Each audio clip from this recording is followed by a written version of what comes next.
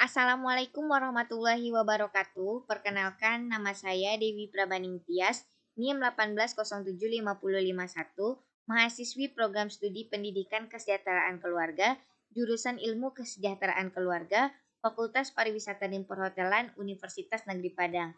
Nah, dalam video kali ini saya akan mempresentasikan karya tulis ilmiah saya yang berjudul Analisis Tingkat Kepuasan Pelanggan terhadap Pelayanan Coffee Shop di Masa Pandemi COVID-19.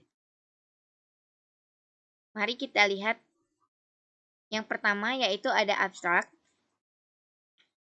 This research was a continued because it has a high enough competition for the coffee shop. So this is necessary to pay attention to the quality of service, which is one way to retain all customer and attract a new customer during the COVID-19 pandemic. Maksudnya di sini adalah semakin banyaknya perkembangan dari coffee shop ini, maka akan makin meningkatnya persaingan, sehingga dengan meningkatkan kualitas pelayanan akan membuat pelanggan lama untuk tetap tinggal dan menarik pelanggan baru, apalagi di masa pandemi COVID-19 seperti sekarang. Nah, selanjutnya kita masuk kepada bab 1 yang akan berisi tentang latar belakang, rumusan masalah, tujuan penelitian, dan manfaat penelitian. Yuk kita bahas yang pertama, yaitu latar belakang. Kopi salah satu komoditi unggulan. Kopi ialah salah satu komoditi unggulan dari subsektor perkebunan yang mempunyai kemampuan cukup besar buat ditingkatkan serta prospek yang lumayan menjanjikan. Menurut Food and Agriculture Organization pada tahun 2015, Indonesia ialah salah satu produsen kopi terbaik dengan kekasan komoditas kopi daerah yang berbeda-beda, semacam Java Pranger, Aceh Gayo, Bali Kintamani, Toraja, Papua Wamena, dan daerah lainnya. Sehingga kopi ialah salah satu komoditas pertanian yang sangat diperlukan warga dunia dan memiliki peran yang cukup nyata dalam perekonomian Indonesia. Yaitu sebagai penghasil devisa, sumber pemasukan petani, penghasil bahan baku industri, dan penciptaan lapangan kerja, serta pembangunan daerah. Ini menurut Dirjen Perkebunan pada tahun 2006. Selanjutnya yaitu adalah salah satu organisasi yang mengolah biji kopi menjadi suatu minuman, yaitu coffee shop, yaitu tempat yang menyajikan kopi sebagai menu utamanya. Bukan cuma aktivitas konsumsi kopi saja yang jadi tujuan utama dari pelanggan coffee shop, akan tetapi juga dapat membantu para pelanggan sebagai penghilang rasa stres, menikmati suasana baru, atau tempat untuk berbuat kesenangan, serta kegiatan bisnis. Ini menurut Astuti dan Hanan tahun 2011. Selanjutnya, perkembangan industri kopi di Kota Padang. Perkembangan industri kopi di Kota Padang sejalan dengan peningkatan persaingan, sehingga dibutuhkan keunikan yang dapat membedakan antara coffee shop yang satu dengan coffee shop yang lain agar dapat bertahan dalam persaingan. Pentingnya mengetahui keinginan dan kebutuhan pelanggan menjadi keunggulan tersendiri bagi coffee shop. Dengan ini mulai berdirinya dengan menggunakan nama sendiri ataupun dengan menggunakan nama franchise.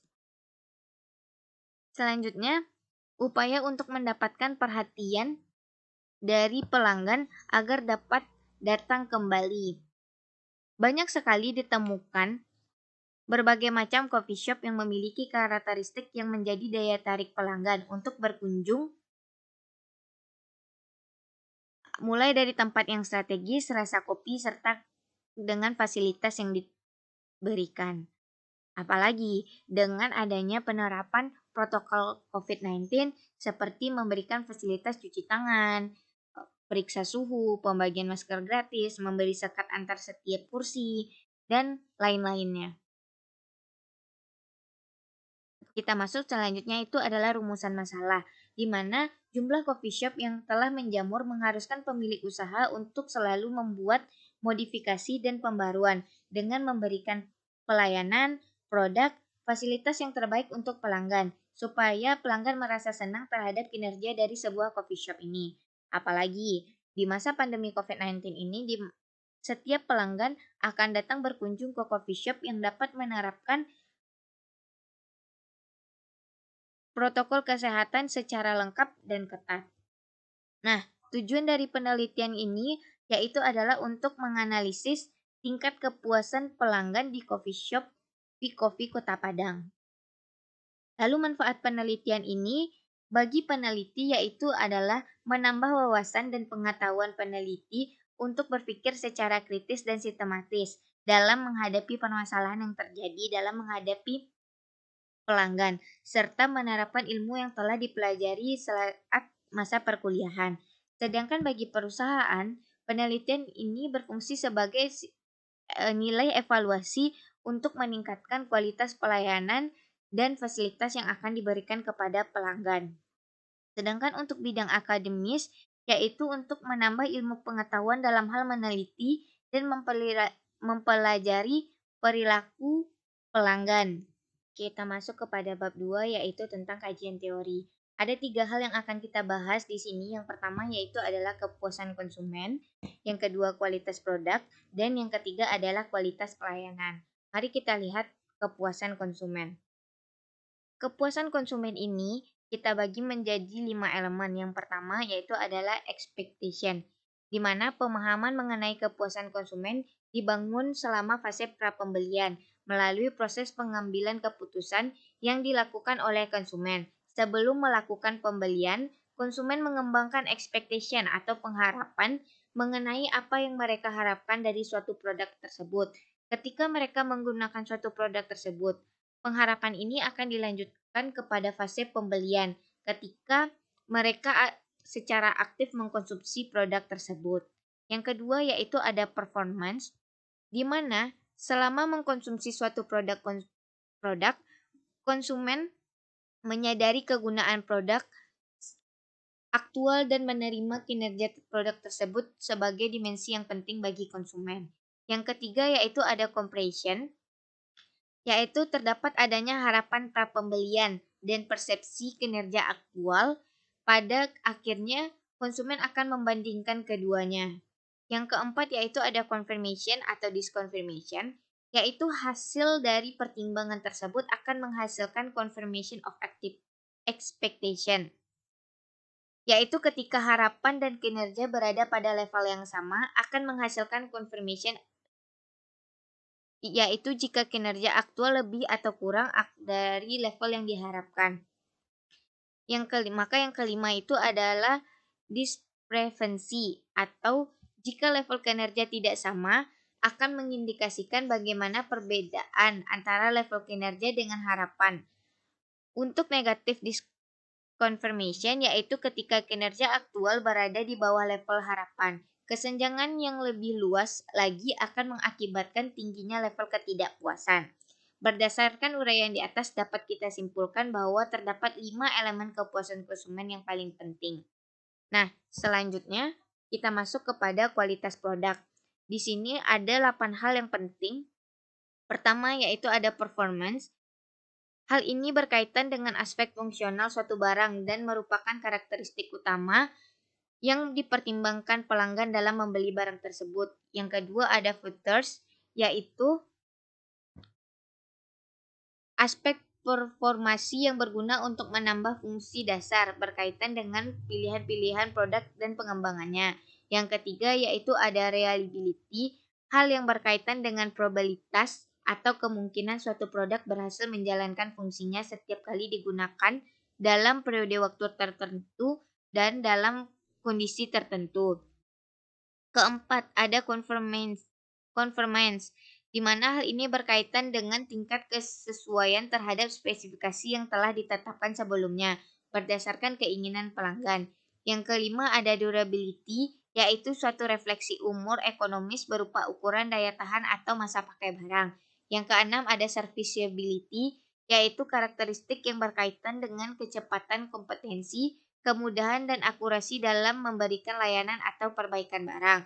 Yang ketujuh ada estetik, merupakan karakteristik yang bersifat subjektif mengenai nilai-nilai estetik yang berkaitan dengan pertimbangan pribadi dan refleksi dan preferensi individual. Dan yang terakhir itu ada preferensi quality, yang dimana konsumen tidak selalu memiliki informasi yang lengkap mengenai atribut-atribut produk. Namun demikian, biasanya konsumen memiliki informasi tentang produk secara tidak langsung. Nah, selanjutnya kita bahas kualitas pelayanan. Akan ada 5 hal yang penting diantaranya, yaitu pertama, bukti fisik. Berfokus pada elemen-elemen fisik, meliputi fasilitas fisik dan juga sarana komunikasi. Contohnya, peralatan dan perlengkapan yang digunakan di coffee shop atau penampilan dari para pegawainya. Yang kedua yaitu adalah keandalan. Adanya kemampuan dalam memberikan pelayanan kepada pelanggan dan dengan akurat dan menomorsatukan serta tepat waktu. Yang ketiga yaitu adalah jaminan atau assurance. Jaminan mencakup kemampuan, pengetahuan, kesopanan, dan bebas dari bahaya atau resiko yang menumbuhkan sifat kepercayaan terhadap perusahaan. Yang keempat yaitu ada ketanggapan atau responsif, di mana keinginan para staf dalam membantu pelanggan dalam memberikan pelayanan yang tepat dan cepat, serta memberikan informasi yang diinginkan oleh pelanggan. Dan yang terakhir itu yaitu ada empati, rasa empati. Penekanan dalam melakukan hubungan komunikasi yang baik, perhatian pribadi, dan memahami kebutuhan pelanggan secara spesifik.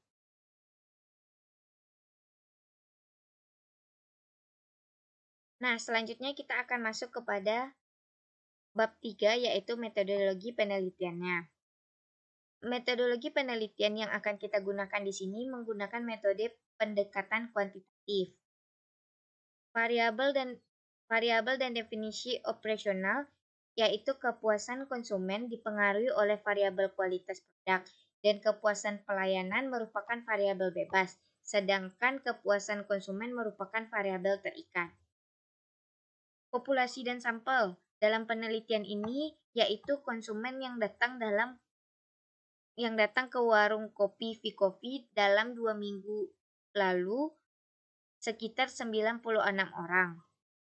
Jenis dan sumber data yang digunakan yaitu adalah data sekunder, di mana penelitian menggunakan data yang sudah ada sebelumnya untuk melengkapi kebutuhan data penelitian. Dan yang terakhir, prosedur pengumpulan data yang kita gunakan yaitu adalah kuesioner secara personal. Nah, sampailah kita kepada penghujung slide, maka hanya inilah yang dapat saya sampaikan pada presentasi kali ini. Mohon maaf apabila ada kesalahan. Terima kasih. Assalamualaikum warahmatullahi wabarakatuh.